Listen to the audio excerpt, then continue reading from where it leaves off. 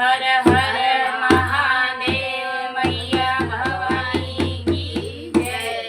देखी जब गुरु बहिना लोगन आजकल बहुत लाल पियर साड़ी चलल बा, लेकिन एगो शिष्या वाली महादेव से अरज गरज कहतानी कि महादेव लाल पियर साड़ी पहिर के जाइला तो हमरा बड़ी नजर लगेला। अच्छा।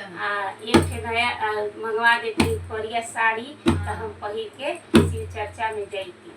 तो कैसे कहेली, कौना भाव से कहेली, अरे लाल पियर